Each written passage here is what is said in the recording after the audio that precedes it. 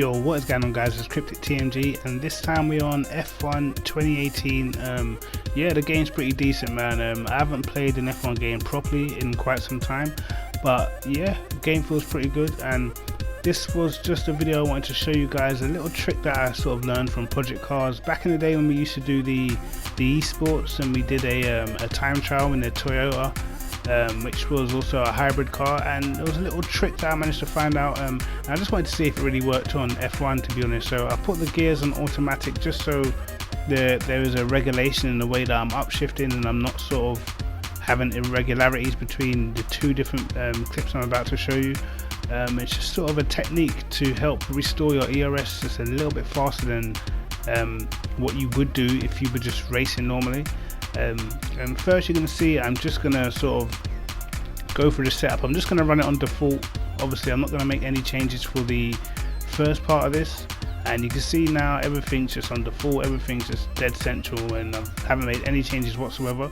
But you're going to see now Monza, I picked Monza because the first corner was pretty heavy braking, so you can see us going towards the first corner now, and we hit the DRS button. And for the first corner I'm actually just going to let the car slow down by itself. I'm not going to manually shift down, but we'll slow it down. You'll see our ERS actually goes down to 86% before it starts to recover, and I'm just going to stop it as we get to the apex of the first corner to see how much the car has recovered, how much of the ERS has recovered. And you can see now we're on 97%, so from 86 to 97, which is sort of 11%, it's managed to restore the ERS.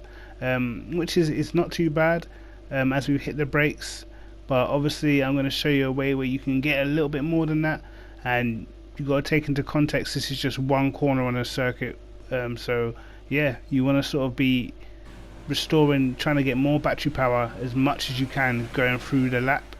And yeah, as I said, this is a trick that I did learn on P cars, so we're going to go back into the setup.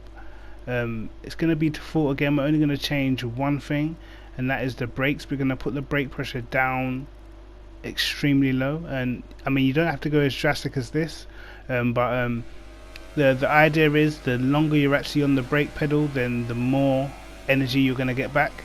So if you take brake pressure out, you're going to be sort of standing on the brakes for a little bit longer, and this time you see we're going to downshift much more aggressively. We're going to brake a little bit earlier because we have to, because the car just won't slow down in time. And you can see us now, we get, I think it goes down to 85 before it starts to restore. And as we get to the apex, I'm going to freeze frame it again. You can see this time we're on 98.